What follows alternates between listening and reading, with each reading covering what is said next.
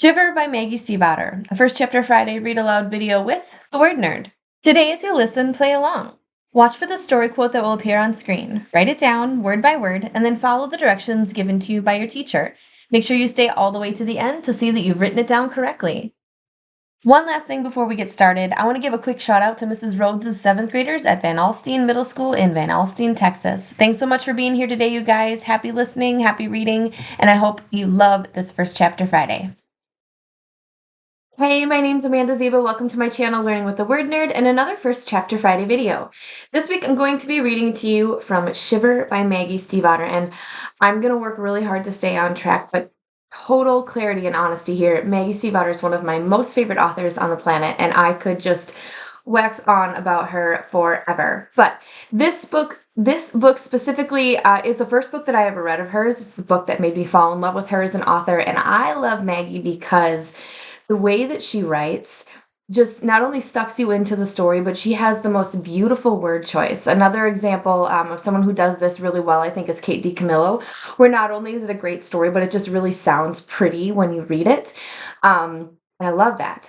Her name might sound familiar to you because I've shared other books of hers on this channel, including this one right here, The Scorpio Races. I'll make sure that I link that one down in the description box. So that if you want to go back and check that one out as well, you can. Other reasons I love this book, it takes place in the Midwest, so as a Scotty girl, I really appreciate that. It's also the first in a series of 4. I loved all of these books. I've been getting a lot of requests for romance lately on the channel, and so this definitely fulfills that as well. And then last but not least, I've gotten a chance to meet Maggie a couple times, not that she would remember who I am, but all of my books are signed, and it makes my little word nerd heart happy. So I'm going to read you the blurb so you can fall in love with this book and this author just the way that I have. The Cold. Grace has spent years watching the wolves in the woods behind her house. One yellow-eyed wolf, her wolf, watches back. He feels deeply familiar to her, but she doesn't know why. The heat. Sam has lived 2 lives. As a wolf, he keeps the silent company of the girl he loves, and then for a short time each year he is human, never daring to talk to Grace. Until now. The Shiver. For Grace and Sam, love has always been at a distance, but once it's spoken, it cannot be denied. Sam must fight to stay human, and Grace must fight to keep him, even if it means taking on the scars of the past, the fragility of the present, and the impossibility of the future. Now, if I had to put Maggie's books in a genre, I would say that they are paranormal romance, which you can roll your eyes because it sounds totally absurd and kind of obnoxious, but she has this way of taking things that feel totally improbable, like werewolves, and putting it in a realistic setting where you go, yeah, I believe that could happen.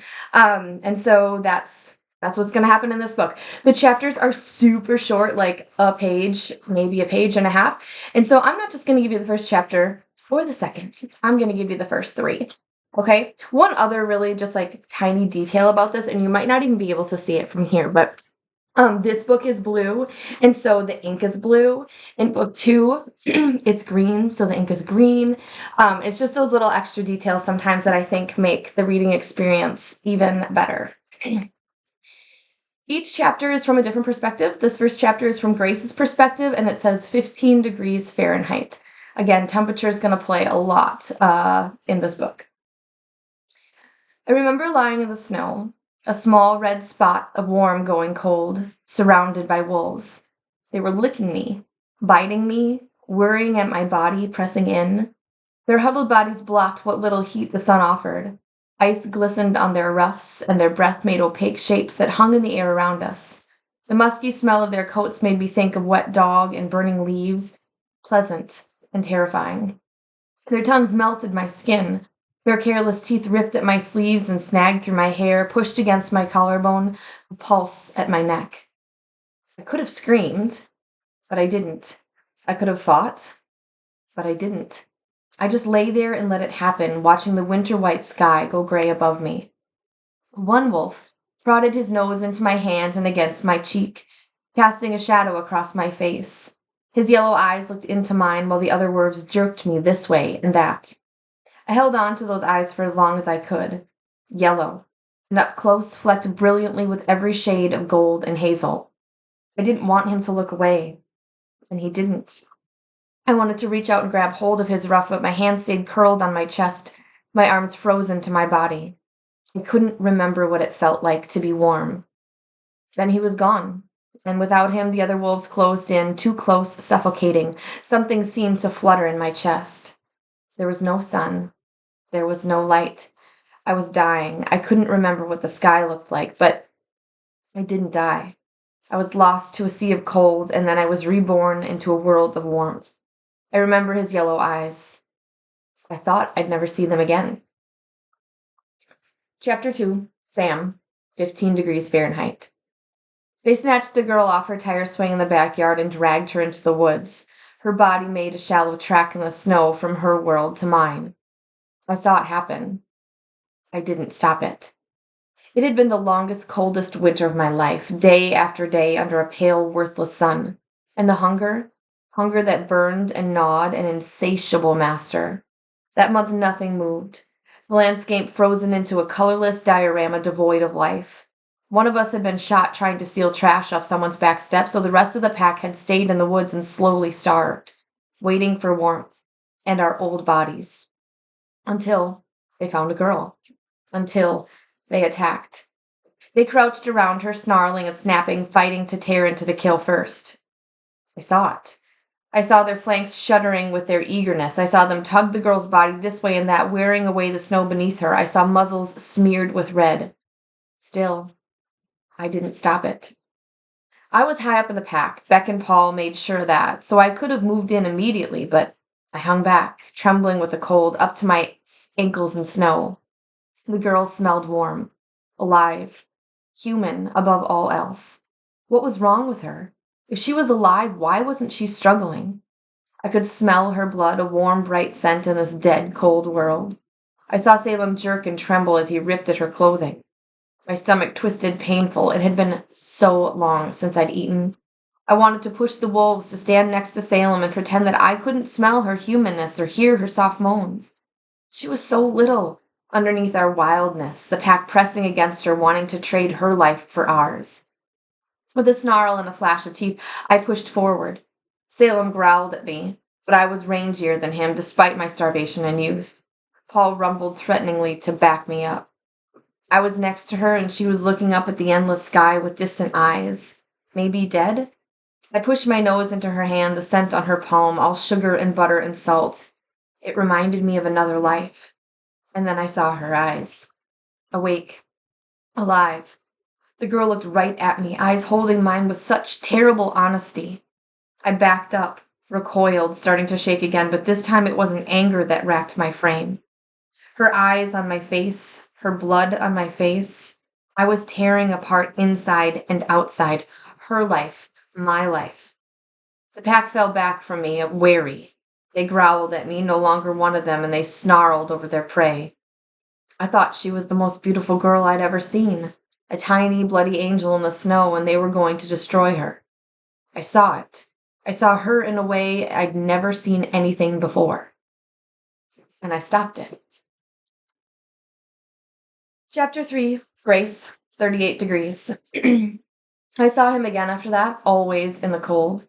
He stood at the edge of the woods in our backyard, his yellow eyes steady on me as I filled the bird feeder or took out the trash. But he never came close. In between day and night, a time that lasted forever in the long Minnesota winter, I would cling to the frozen tire swing until I felt his gaze. Or later, when I'd outgrown the swing, I'd step off the back deck and quietly approach him, hand forward, palm up, eyes lowered. No threat. I was trying to speak his language.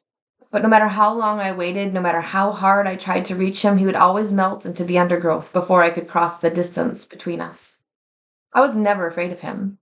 He was large enough to tear me from my swing, strong enough to knock me down and drag me into the woods, but the ferocity of his body wasn't in his eyes. I remembered his gaze, every hue of yellow, and I couldn't be afraid. I knew he wouldn't hurt me. I wanted him to know I wouldn't hurt him. I waited and waited. And he waited too, though I didn't know what he was waiting for. It felt like I was the only one who was reaching out. But he was always there, watching me, watching him. Never any closer to me, but never any farther away either. And so it was an unbroken pattern for 6 years. The wolves' haunting presence in the winter, and their even more haunting absence in the summer. I didn't really think about the timing. I thought they were wolves. Only wolves.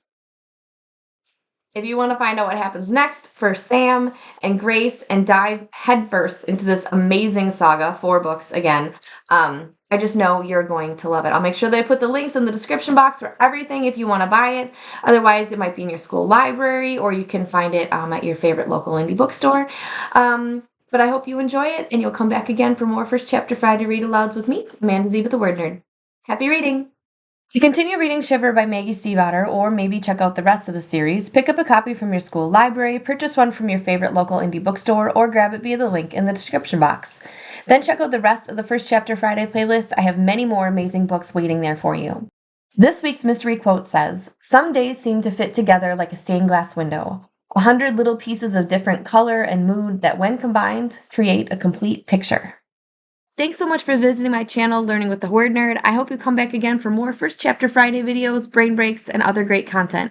You can find me at these places online. I'll see you again next time. Happy reading!